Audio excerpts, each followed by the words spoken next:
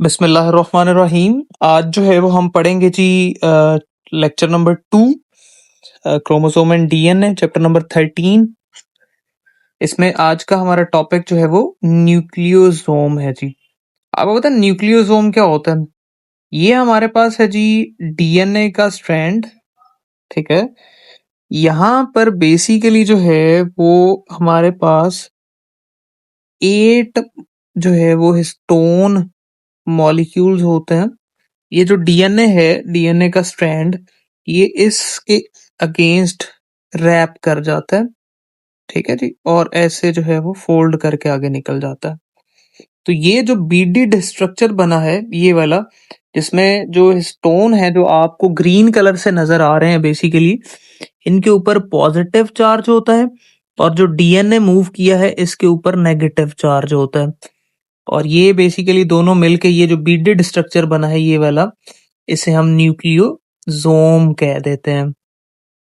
ऐसे ही फिर 200 न्यूक्लियोटाइड्स गुजरेंगे और फिर एक और जो है वो न्यूक्लियोसोम बना लिया जाएगा। तो ये न्यूक्लियोसोम जो बनाए जाते हैं डीएनए के ऊपर, ये डीएनए के मॉलिक्यूल को स्टेबिलिटी देने के लिए होता है।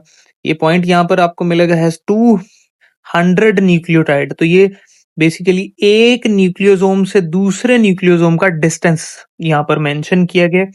उसके बाद आप क्रोमाटिन फाइबर के ऊपर आ जाए। मैंने आपको कल भी बताया था, जो हमारे पास जेनेटिक मटेरियल की फॉर्म है, जो नॉन डिवाइडिंग सेल कंटेन कर रहा होता है, उसे हम क्रोमाटिन कह रहे होते हैं। इसके इसके बेसिकली दो रीजन्स होते हैं। ठीक है जी, दो रीजन्स पाए जाते हैं डीएनए के ऊपर, एक जिसे हम यूक्रोमाटिन कहते हैं और एक जिसे हम हेट्रोक्रोमाटिन कहते हैं। यू का मतलब होता है जी ट्रू। यू का क्या मतलब है? ट्रू। अच्छा, अब यू क्रोमाटिन क्या है जी?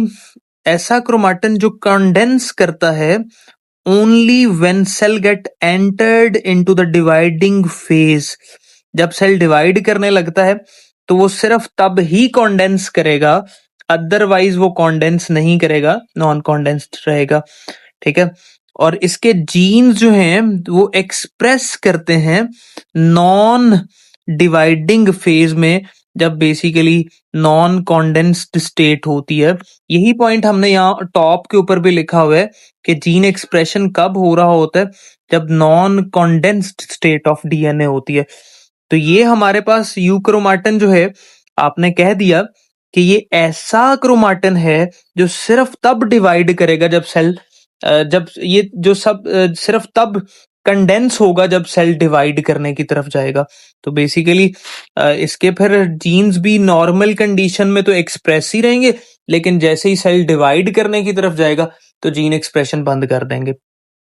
इसी तरह हमारे पास है जी हेट्रोक्रोमाटिन, ऐसा क्रोमाटिन जो परमानेंटली कॉन्डेंस रहेगा और उसके जीन कभी भी एक्सप्रेस नहीं हो रहे होते। ठीक है, स्टेट चाहे डिवाइडिंग हो या रेस्टिंग हो, ऑलवेज जो है वो कंडेंस रहेगा और उसके जीन कभी भी एक्सप्रेस नहीं होंगे, उसे हम हेट्रोक्रोमाटिन कहते हैं।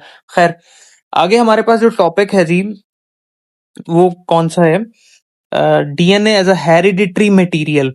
देखिए, फर्स्ट पहले पहले ये पता नहीं था कि जो इंफॉर्मेशन है एक सेल से दूसरे सेल तक, ठीक है जी, और एक जनरेशन से अगली जनरेशन में वो कौन सी चीज जो है वो ट्रांसफर कर रही होती है, ये क्लियर नहीं था।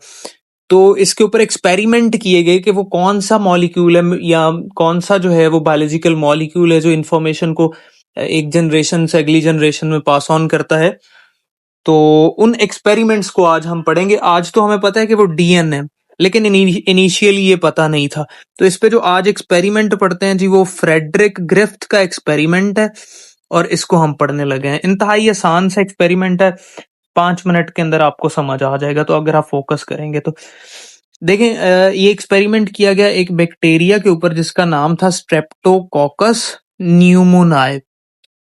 ठीक है जी, इसे एस न्यूमोनाई भी पढ़ते हैं हम। इसकी बेसिकली दो टाइप्स हैं जी। ठीक है, एक हमारे पास है एस टाइप। ठीक है, इसे हम स्मूथ टाइप कहते हैं। ठीक है, एस टाइप। अब ये स्मूथ क्यों है? ठीक है, ये यहाँ पे जो है वो स्मूथ टाइप के बारे में ये दो पॉइंट्स लिखे हुए हैं। स्मूथ टाइप जो है वो स्मूथ क्यों है? क्योंकि इसकी सरफेस के ऊपर पॉलीसेकेराइड का जो कोट है वो पाया जा रहा होता है। और आर टाइप जो है दूसरी टाइप है, ठीक है, ये बेसिकली जो है वो रफ टाइप कहलाती है, क्योंकि इसकी सरफेस रफ होती है, रफ टाइप कहेंगे। क्यों रफ होती है? हैज नो पॉलीसेकेराइड कोट, इसके ऊपर कोई पॉलीसेकेराइड कोट नहीं होता है। और इसे हम अच्छा, ये बड़ी जबरदस्त बात है ये बात याद रख लें। ये हमारे पास एस टाइप के लिए ही यहाँ पर भी आपको ये पॉइंट लिखे हुए मिलेंगे कि इसके पास हैज पॉलीसेकेराइड कोट, ठीक है जी, ऑन आउटर साइड। और ये एस टाइप का पॉइंट है जी कि ये वायरुलेंट टाइप भी कहला रही होती है। एस टाइप को हम वायरुलेंट टाइप भी कहते हैं, वायरुलेंट खतरनाक जहरीली, ठीक है जी। और एक्चुअली ये जो एस टाइप बैक्टीरिया हैं ये वाले, जब इन्हें एस टाइप बैक्टीरिया जब इन्हें माइस जो है उसके अंदर इंजेक्ट किया गया तो माइस की डेथ हो गई। तो ऐसा सोचा जा रहा था कि ये जो डेथ हुई है ये वायरुलेंट नेचर जो है वो पॉलीसेकेराइड कोट की वजह से आई है। और जो आर टाइप है बेसिकली ये नॉन वायरुलेंट है। इन्हें जब जो है वो माइस में डाला गया तो माइस की डेथ नहीं हुई। एक्सपेरिमेंट फेडरिक ग्रिफ्थ का आगे हम पढ़ते हैं जी, आप जरा ऑब्जर्व कीजिएगा, ये बस 4 पॉइंट है इसके। तो ये हमारे पास एक्सपेरिमेंट स्टार्ट हुआ जी। First of all S type bacteria, smooth type bacteria, virulent bacteria जो जहरीले थे, इन्हें माइस के अंदर इंजेक्ट किया गया और क्या हुआ, माइस बिकम डेड, माइस की डेथ हो गई। तो यहां से बड़ा क्लियर हो गया कि एस टाइप जो है वो वायरुलेंट बैक्टीरिया होते हैं। इसी तरह हम क्या कहेंगे कि आर टाइप बैक्टीरिया जो है, आर टाइप, रफ टाइप, इन बैक्टीरिया को जब माइस के अंदर डाला गया तो माइस की डेथ नहीं हुई, ठीक है, माइस की डेथ नहीं हुई। यहां से पता चल गया कि आर टाइप जो है वो नॉन वायरुलेंट है। और दो एस टाइप और आर टाइप में डिफरेंस कोट का था, एस टाइप के पास था कोट, आर टाइप के पास नहीं था। तो तय पाया, ऐसा सोचना शुरू किया गया कि ये कोट ही है जिसने वायरुलेंसी दी है एस टाइप को। तीसरा एक्सपेरिमेंट देखें, डेड एस टाइप जो वायरुलेंट है लेकिन अब वो डेड है, उन्हें माइस में डाला गया तो माइस की डेथ नहीं हुई, ठीक हो गया जी। और अब चौथा एक्सपेरिमेंट जो है इसको हम देखते हैं। इसमें एक कॉम्बिनेशन लिया गया जी, डेड एस टाइप। देखें, ये वायरुलेंसी कॉज कर सकते हैं डेड एस टाइप? नहीं कर सकते हैं, नहीं होगी डेथ। और दूसरा क्या है जी, लाइव आर टाइप। अब आर टाइप भी देख लें आप, इनकी वजह से भी डेथ नहीं होती है। तो अब इन दोनों को डाला गया, ये एक कॉम्बिनेशन बनाकर इन दोनों को इंजेक्ट किया गया है, किसके अंदर, माइस के अंदर। अब लॉजिकली तो डेथ कॉज नहीं होनी चाहिए थी, लेकिन क्या हुआ कि माइस जो है उनकी डेथ कॉज हो गई। तो फ्रेडरिक ग्रिफ्थ बहुत हैरान हुआ कि डेथ तो नहीं होनी चाहिए थी। अब उसने बेसिकली जो मरे हुए माइस थे उनकी बॉडी में से जो है वो ब्लड सैंपल लिया, ठीक है, और उस ब्लड सैंपल को एग्जामिन किया। अब उस ब्लड सैंपल में से उसको लाइव एस टाइप मिले, जबकि उसने डाले कौन से थे, डेड डाले थे।